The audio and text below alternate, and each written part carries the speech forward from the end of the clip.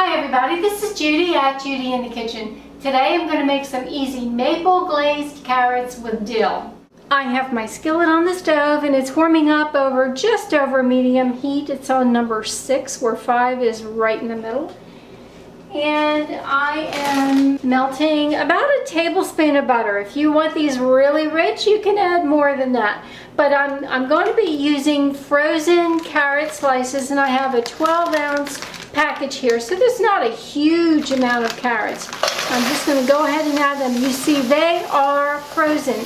And usually I like to thaw out my frozen vegetables before I cook them. But not in this case, because I do want that little bit of moisture in there on these. And I'm going to go ahead and just sprinkle these with a little bit of salt. You can leave that out if you want to leave it out. You can add it to your liking. And I'm going to grind up just a tiny bit of pepper on top of them too. And we're making these maple glazed, so I have some maple syrup here. And I'm going to add just 1 tablespoon of maple syrup. If you don't have maple syrup and you want to use brown sugar, you can use brown sugar. If you want to use honey, you can use honey. If you want a stronger flavor of the maple, go ahead and add 2 tablespoons. I like to go light on the sweeteners for sure. Okay, so now, and I have some dried dill leaves here. You can use fresh. I'm going to go ahead and sprinkle some in there, and I'm going by pinches here, but it's going to be roughly a teaspoon of dried dill leaves. You could go up to 2 teaspoons if you want.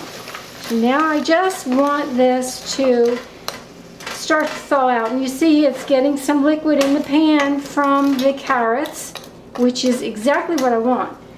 So now I'm going to just cover it up, turn the heat up a little bit. I want to bring this to a boil and get those carrots to thaw out.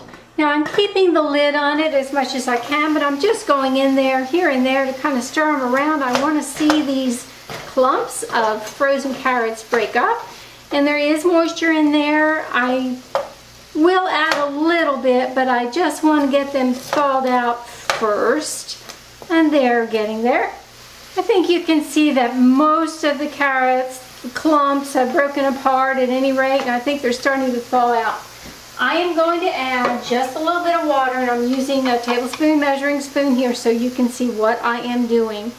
I'm going to add 2 tablespoons of water, and that's it. And I'm going to allow them to cook until they are as tender as I want them to be, and definitely all thawed out and all that kind of thing. So I'm going to put the lid back on there and continue to stir them here and there just to make sure that they all get thawed out and heated up really well. Alright, these are beginning to cook. They're not real tender yet, but what I'm going to do now is just leave the lid off because I want this little bit of water to evaporate from there so these carrot slices can get glazed with the maple syrup that's in there. So this is a very, very quick process. It probably takes no longer than 5 minutes at the most to cook these things. It really is not much. And you see now that I've taken the lid off, this water is evaporating pretty quickly. Oh, there's not much in there at all.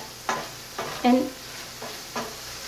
you can taste them for seasoning. Add more maple syrup in there if you want. Add more butter in there if you want, more salt.